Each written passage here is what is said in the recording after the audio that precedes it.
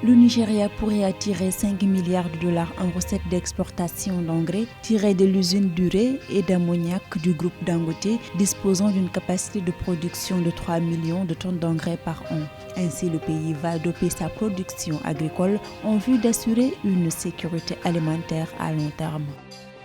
109 millions de dollars, c'est la manne financière allouée à la campagne agricole 2022-2023 en Mauritanie. En outre, l'une des priorités de l'exécutif reste l'atteinte à court terme de l'autosuffisance en produits essentiels.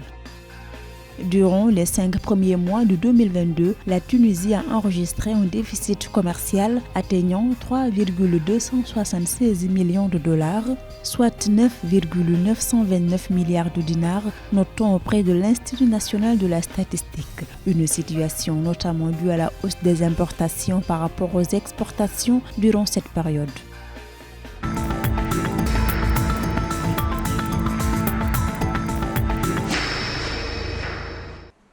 Le Nigeria pourrait attirer 5 milliards de dollars en recettes d'exportation d'engrais tirés de l'usine d'urée d'ammoniac du groupe Dangote, inaugurée en mars dans la zone franche de l'Eki, disposant d'une capacité de production de 3 millions de tonnes par an. Par ailleurs, les unités d'Indorama et de Notoré peuvent aussi fabriquer 3,5 millions de tonnes selon Aliko Dangote. Par conséquent, cette production combinée excède la demande actuelle du Nigeria, favorisant l'export à un moment où la demande mondiale est très élevée. Cette usine vient à point nommé pour le continent africain, pour le Nigeria et aussi quelque part pour le monde. Depuis que l'invasion russe en Ukraine, beaucoup de produits viennent à manquer. Parmi ces produits, il y a la potasse, l'urée, la phosphate qui sont les composants majeurs de l'engrais. Donc ça veut dire que pour les agriculteurs qui sont justement en ce moment en train d'entrer dans une période où ils vont en avoir beaucoup besoin, ce produit va arriver à manquer. Donc cela veut tout simplement dire que les rendements qui étaient déjà assez faibles sur le continent africain vont être encore beaucoup plus faibles. Et donc, il y a le spectre de la famine qui frappe à la porte de l'Afrique.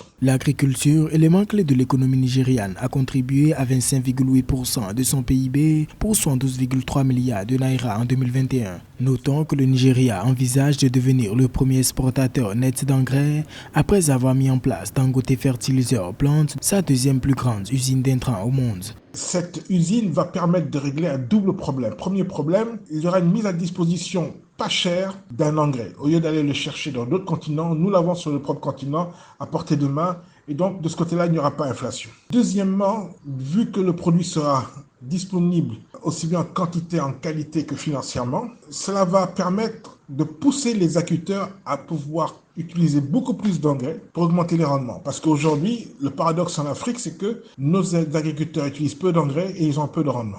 Signe de l'opportunité que représente l'initiative du groupe Dangote, le conflit entre la Russie et l'Ukraine a provoqué une hausse des prix et des pénuries alimentaires mondiales, les deux pays étant les principaux fournisseurs d'urée, de potasse et de phosphate, composants clés des engrais en Afrique.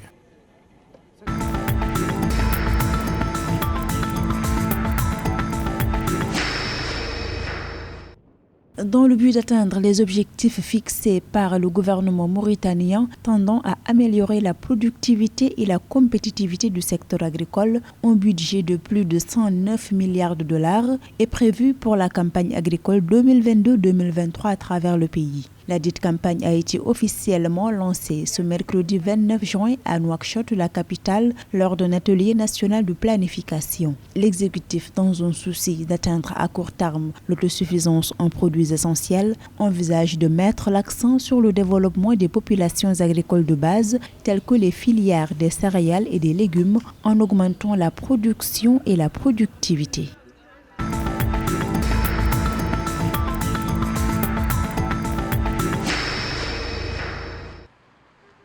En Tunisie, le déficit commercial a atteint 3,276 millions de dollars, soit 9,929 milliards de dinars, durant les 5 premiers mois de 2022, selon les données de l'Institut national de la statistique INS. Ce déficit s'est aggravé puisqu'il s'établissait à moins 5,941 milliards de dinars durant les 5 mois de l'année 2021. Cette contre-performance résulterait de l'évolution moins importante des exportations par rapport aux importations. L'INS révèle que durant les 5 premiers mois de 2022, les exportations ont enregistré une hausse de 25,1% contre 24,7% un an auparavant, atteignant le niveau de 23,283 milliards de dinars.